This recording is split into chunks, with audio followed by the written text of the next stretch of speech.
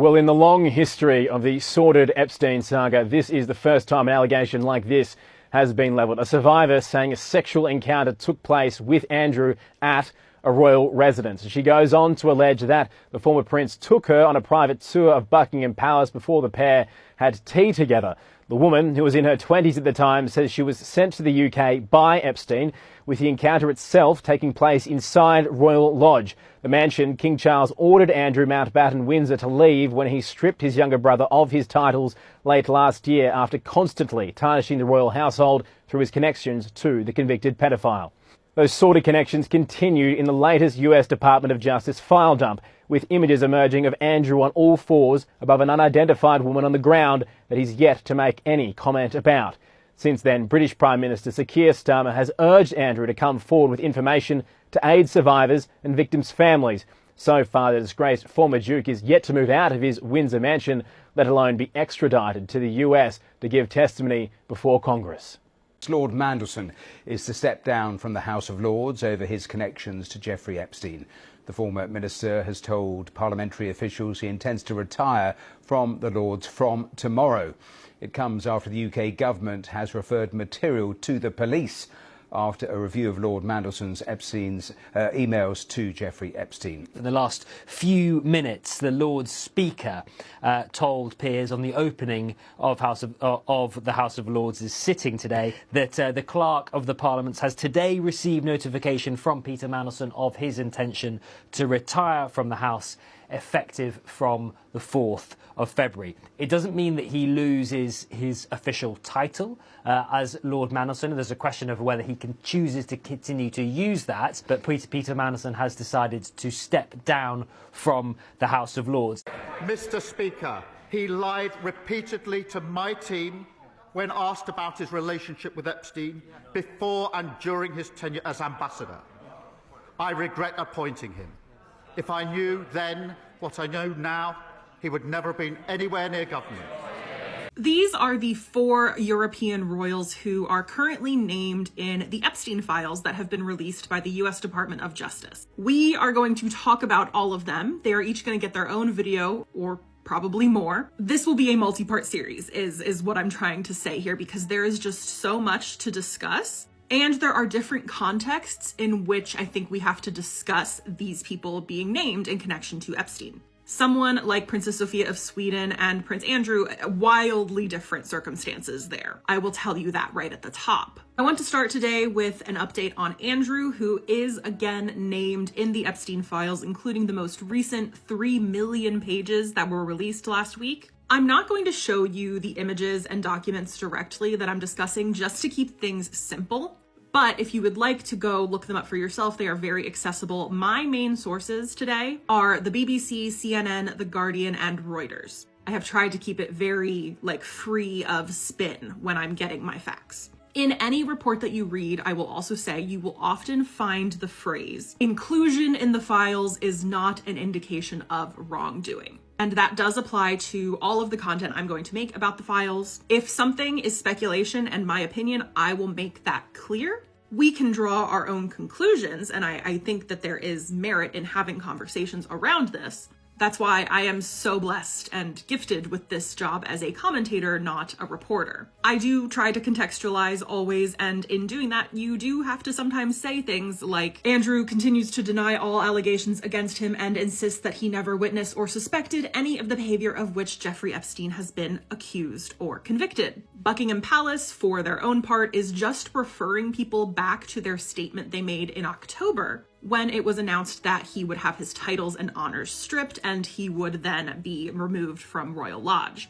Even though, as of today, he is still being given a lease on Crown Estate property. So, there's that. But let's get into some of the new revelations. So these date back to, I think, between 2001 and 2013 about. A lot of the correspondence takes place from 2009 to 2010 though, which I will remind you is after Jeffrey Epstein was first convicted in Florida. He did get a plea deal which involved serving 13 months in prison. He was doing that, serving that sentence, and when a lot of the correspondence that we are going to discuss between him and Andrew, as well as him and Sarah Ferguson, were sent. For a lot of his sentence, Epstein was allowed to work from his office during the day and then return to jail each night.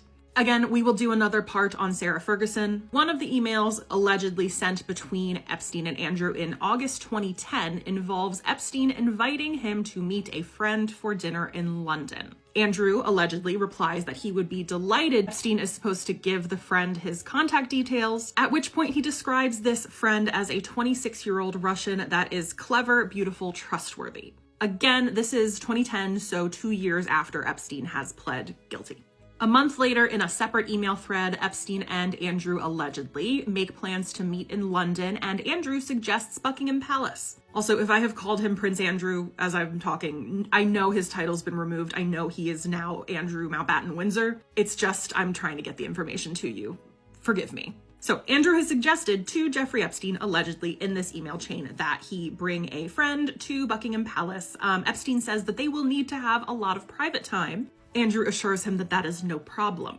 Actually, back to the title thing. A lot of these emails have been redacted, even though they're not really supposed to be protecting the perpetrators. I thought we were doing that to protect the victims. Some of them refer to this person that is communicating with Epstein as A, but in others, the person signs as HRH, the Duke of York, KG. You had to add KG, Knight of the Garter. That alone, to me, in my opinion, says without a doubt, yeah, this person is Andrew Mountbatten Windsor. That's why that's why a lot of outlets are very clear in their reporting that these emails were between Epstein and Andrew. Now, what's important to note is in his now infamous BBC interview in 2019, Andrew insisted he cut all ties with Epstein as of 2010. Based on these emails, it's pretty clear to say that that meant including 2010. And I'm guessing beyond, although there is not concrete proof of that, we have to make that clear. When we get around to this one, Sarah Ferguson, ex-wife of Andrew Mountbatten Windsor, although they still live together, we will have a very clear picture of allegations, communications that do not match up with the timeline of her proclaiming publicly that she has cut off all contact with Jeffrey Epstein. And I just think birds of a feather, right?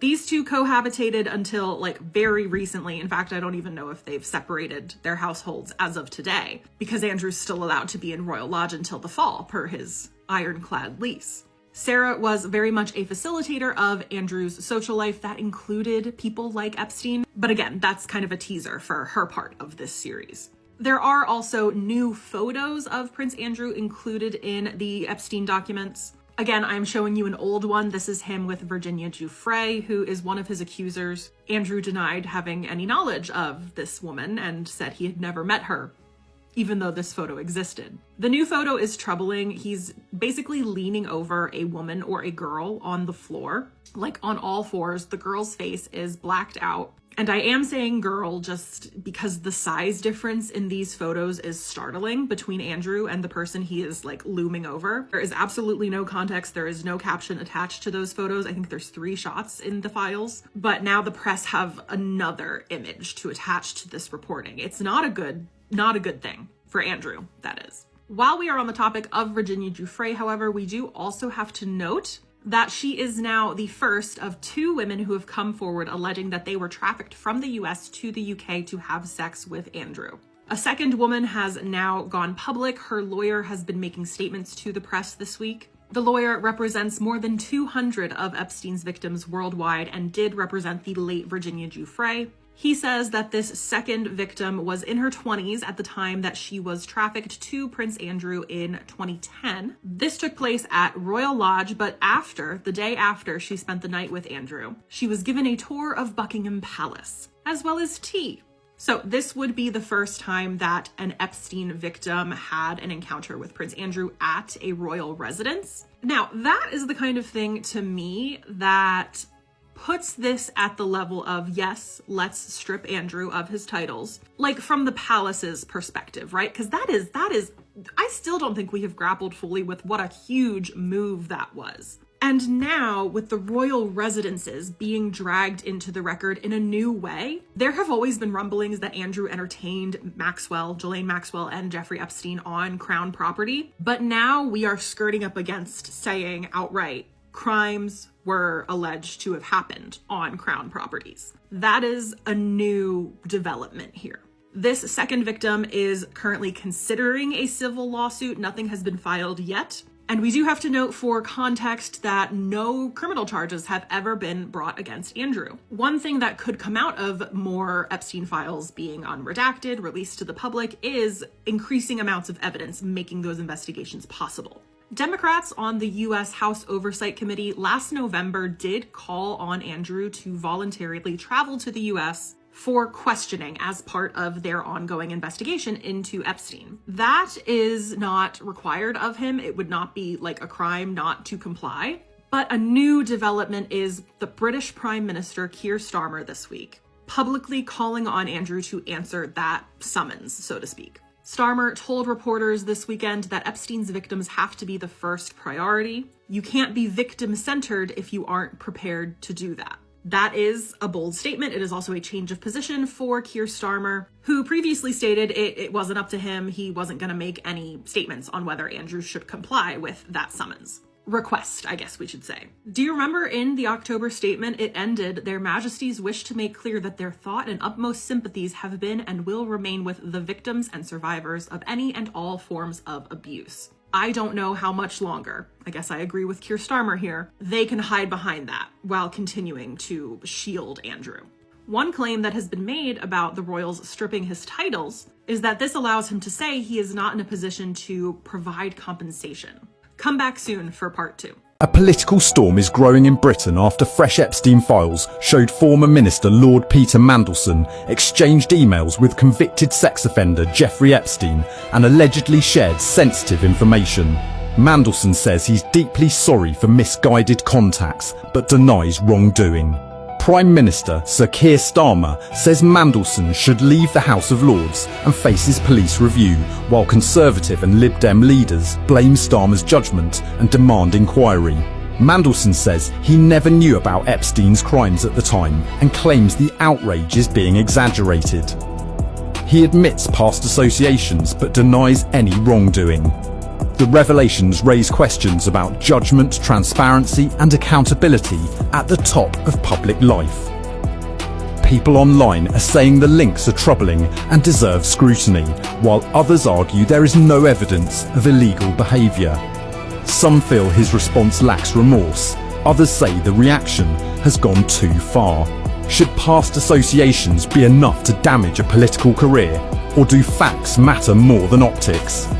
Some news they aren't showing you in America. Turns out Tony Blair, the former Prime Minister of the UK, met with Jeffrey Epstein while he was Prime Minister. Matthew Rycroft, in a memo to Tony Blair, said that he was meeting with the financier on May 14th, 2002. Now, the meeting was pushed for by Lord Mandelson. As we all know, he recently lost his position as the ambassador to the US because of his appearance in the birthday book, saying that he was a friend of his and ex-President Bill Clinton hoped to introduce him to the Prime Minister. The release of these documents had previously been blocked by the UK because they were afraid of harming the UK-US relations. Oh, so they didn't know about Mandelson's relationship with him and continued to have him be the ambassador to the US, and yet they kept these documents secret from the public because they were afraid of its impact on the UK-US relations. And Lord Mandelson even vouched for him, saying that he was safe.